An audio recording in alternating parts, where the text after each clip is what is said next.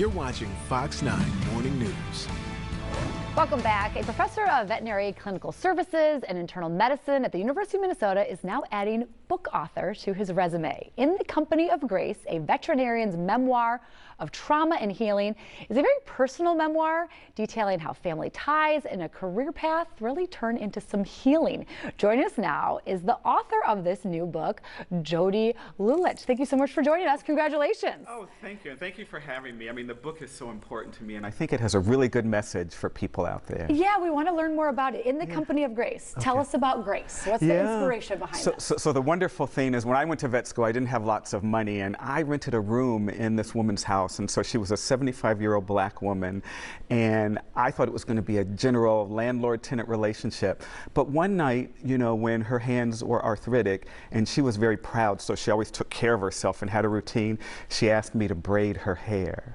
Oh. Can you imagine that? I mean, it was, thank God I knew how to braid hair, you know, but what happened was when I was braiding her hair, she would tell me all the stories of her upbringing. So I learned about what it was like for a black woman to grow up during the Depression and actually to be involved in those Jim Crow laws of the South. It was just an experience that I don't think many people get to hear about, and it just changed my life. Yeah, and this got to be a recurring, it was a recurring thing.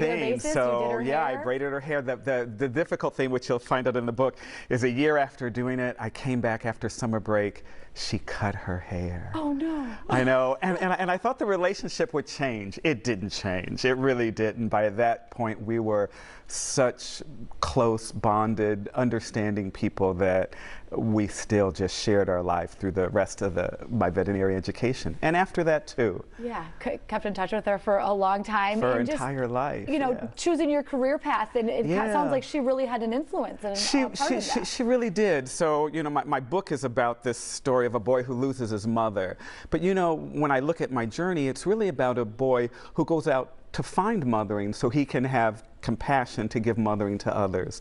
And as a child, I was a little bit cynical, because you can imagine, you know, losing your mother, someone that you love, you feel like the world is this really difficult place to grow up in. But she just showed me all the wonderful things about life, and that adversity wasn't something that you complain about, it's something that you embrace and learn from. So that was the whole thing. So she did. And of course, taking care of animals was really wonderful, because the other part of my book you'll find out is that on the way to my mother's funeral, my father ran over a dog. Oh goodness. And we didn't stop, because probably my father thought we had been through enough trauma not to do that, but he didn't realize the impact it had on me. Not only to give back, but it was a wonderful outcome, because unlike people who have prejudices, animals judge us on our kindness. They don't judge us on our appearance. And that just made the whole difference. So I knew I was in the right place. And you were young. And I was young. Your mother passed. Yeah, I was 9 years old when that happened. So definitely life-changing. And this has been very life-changing. A labor of love to kind of get these thoughts and this experience on paper. Yeah. And you were saying that you wrapped up, you've been working on this for a decade or so. Yes. You kind of wrapped up putting the final touches on the pages around the time that George Floyd was killed. Yeah. And talk a little bit about how that impacted you. Yeah, so it made me sort of reflect on my life. You have to realize that really I grew up in 1968 when there was so much civil rights unrest and the death of Martin Luther King, and to sort of see this happen again, you know, I really had to thoughtfully think about, well, what's going on? And it made me really think about that really our greatest freedom as well as our greatest challenge is that we get to choose how we respond to adversity. So putting all that together, it just allowed me to see how we embrace this thing. And it's not always to complain, it's not always to argue, but it does require everyone to move the society forward.